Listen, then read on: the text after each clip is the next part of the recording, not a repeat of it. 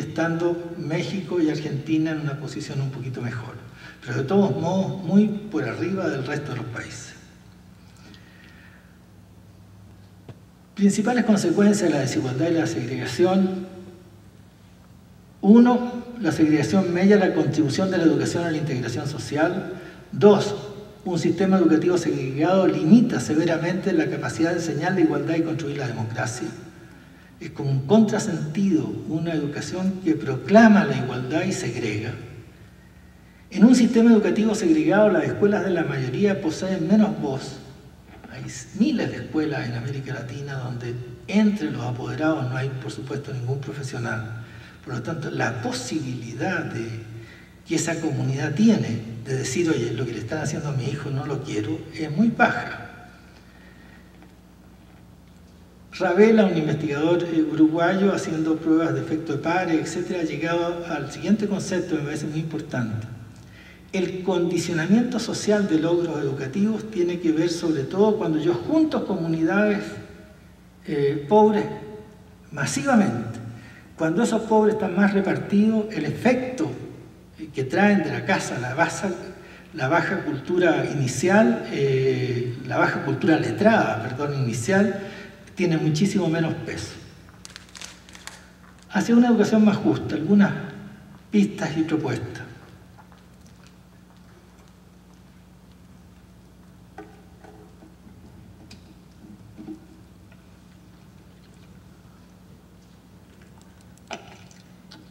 Perdón.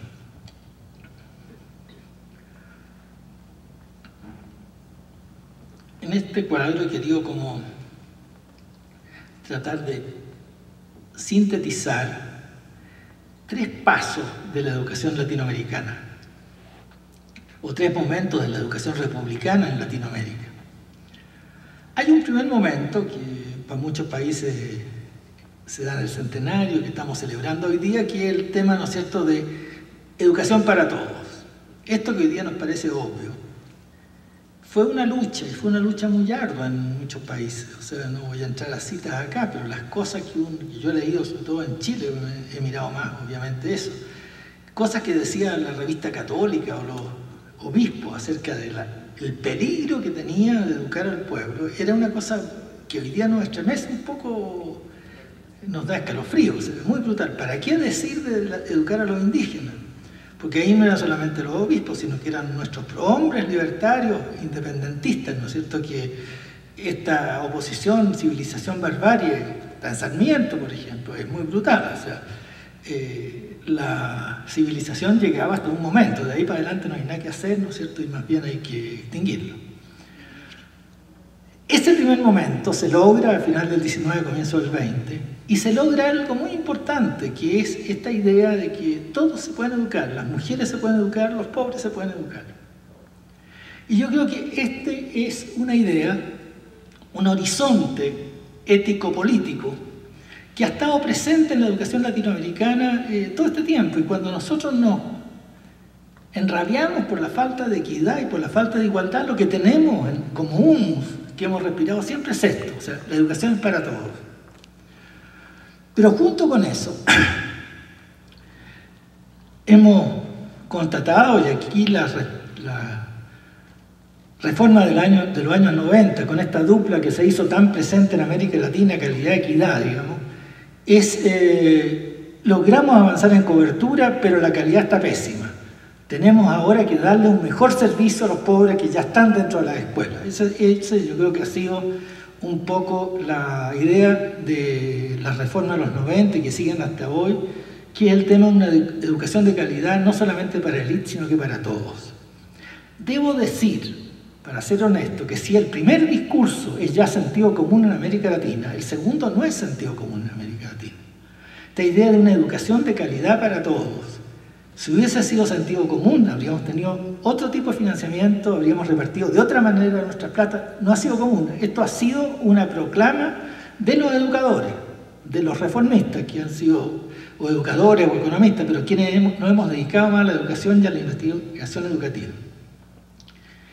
Yo tengo la impresión, y no voy a latearlos, digamos, con hechos que han pasado en América Latina en los últimos 10, 15 años que muestran por qué tengo esta impresión, pero que hoy día no basta lo anterior, que estamos en un momento en el cual el tema emergente, y que no sabemos cuánto tiempo se va a demorar en transformarse en grito, en orientación, es la misma educación para todos. No la misma en el sentido de que el mismo currículo, el mismo tiempo, sino que la misma en el sentido de una educación que integre al conjunto, que los incluya a todos.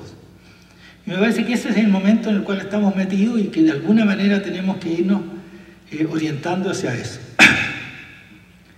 Esto con un cambio de escenario que hace las cosas más difíciles, porque tenemos un contexto de capitalismo globalizado en el cual las organizaciones, las instituciones organizadoras de las sociedades modernas, la familia, el trabajo asalariado, el Estado, la escuela, están en crisis.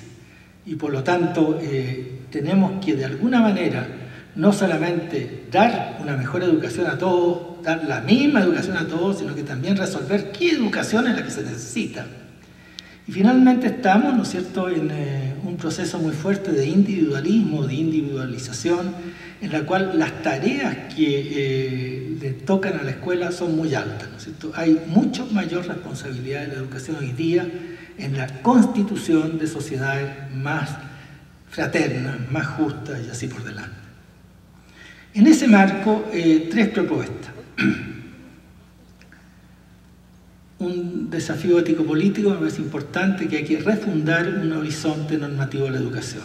O sea, así como a comienzos de los años 900 nuestros antepasados lograron ponerse de acuerdo y llegar a la idea de educación obligatoria, nosotros tenemos que llegar a ponernos de acuerdo en qué educación queremos, o lo que es casi lo mismo, qué sociedad queremos. Y yo creo que este tema es muy central. O sea, uno puede avanzar mucho, ¿no es cierto?, en términos de hacer muchas propuestas, pero mi convencimiento es que donde están fallando las propuestas es mucho más en la convicción de los demócratas acerca de si es bueno o es malo una educación igualitaria. No estamos convencidos. Muchas veces lo proclamamos como expertos en educación y decimos eso mismo con la educación de nuestros hijos. O sea, ahí hay un tema, ¿no es cierto?, que yo creo que es muy importante. O sea, hay que renovar muy profundamente el ideario que tenemos detrás de la educación. Un segundo desafío, que he llamado politización del campo educativo, por darle un nombre, es algo que es importante entender. El cambio educativo supone, qué duda cabe, un cambio en las instituciones, un cambio en la regulación estatal. Si no distribuimos la educación mejor, va a ser muy difícil que las cosas cambien. Pero lo anterior ni es lo único ni basta.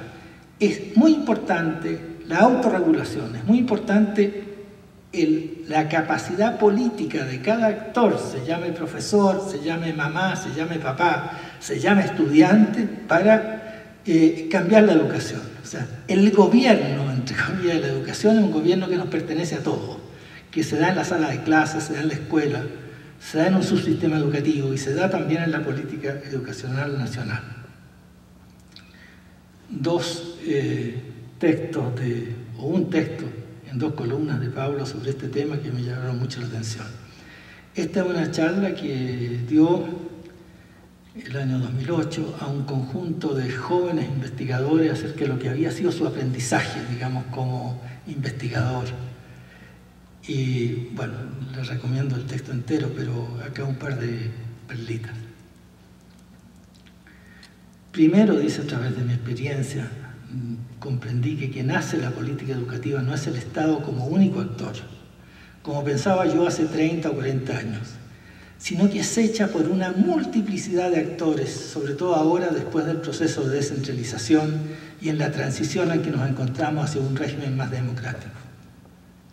Otro cambio en mi visión de política educativa es la valoración de lo micro, la interacción del maestro con sus alumnos, el clima del aula, los métodos de enseñanza, la capacidad y el hábito de lectura de los maestros, el apoyo de los padres de familia, etc. También revaloro hoy la innovación en pequeña escala y la introducción de buenas prácticas. Sigue el texto con una afirmación acerca de que las verdaderas reformas son las que hacen el maestro, sobre todo cuando ese maestro es capaz de hacer ese trabajo con otros y de convencer a otros. Muy en sintonía con lo anterior, una tercera medida o orientación sería equilibrio entre descentralización pedagógica y discriminación positiva. Llamo acá descentralización pedagógica a aquella orientación de política educativa que propicia aumentar las autonomías de los establecimientos y de los docentes para propiciar y permitir más iniciativa y creatividad, para propiciar que esa micropolítica de la que nos hablaba Pablo Ratapí recién se pueda ejercer. En fin, hay una serie de ventajas, son obvias, ¿no es cierto?, pero esta descentralización pedagógica tiene que estar equilibrada con la discriminación positiva. Hoy día hay mucho reclamo en América Latina de escuelas más autónomas. Hay muy poca conciencia de que una apertura muy fuerte a la autonomía educativa de las escuelas podría ser tremendamente clasista. Podría ser muy buena para las escuelas, entre comillas, que están bien atendidas, que tienen un magisterio bien formado, y podría ser dejar a los pobres, ¿no es cierto?, y a los rurales a su arbitrio. Por lo tanto, esto tiene que compensarse con apoyo fuerte a los más débiles, ¿no es cierto?, que es el concepto de discriminación positiva. La discriminación positiva, en palabras de Pablo Ratapí, compensación de insumos. La política educativa tratará desigualmente a los desiguales, principio de proporcionalidad solidaria. El reparto de los recursos públicos para la educación debe, en una sociedad profundamente desigual, fortalecer a los más débiles. Después viene toda una explicación de cómo generar una bolsa de recursos para poder hacer realidad esto. Me lo salto. Y quiero terminar con una frase que a mí personalmente me conmovió mucho cuando la leí al leer el libro y que creo que puede ser una bonita síntesis de lo que hemos estado diciendo. Para mí, lo digo ahora en visión retrospectiva, el desarrollo no ha sido ni un asunto técnico ni solo un asunto ético para realizar la justicia, sino una interpelación que nos hacen los pobres. La buena noticia del Dios que anuncia Jesús es que debemos enternecernos por ellos y con ellos y unir nuestros esfuerzos para que alcancen una vida más digna. Muchas gracias.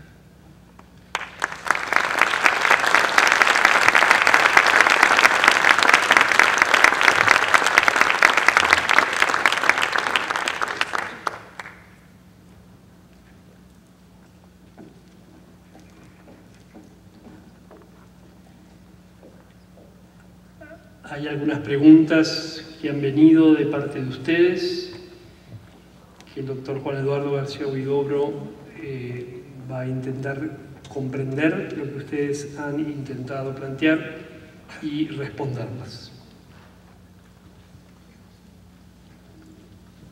Aunque sé que usted no es futurista, me gustaría que adelantara escenarios dentro de los posibles y los deseables. Podría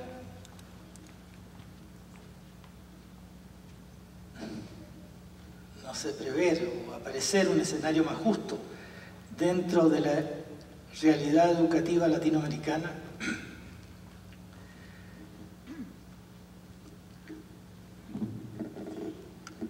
Bueno, yo creo que la primera afirmación de la persona que hace la pregunta es la más verdadera de todas, digamos. O sea, no soy futurista y desgraciadamente ninguno de nosotros lo es, si no lo pasaríamos rápidamente para acá. Sin embargo, yo creo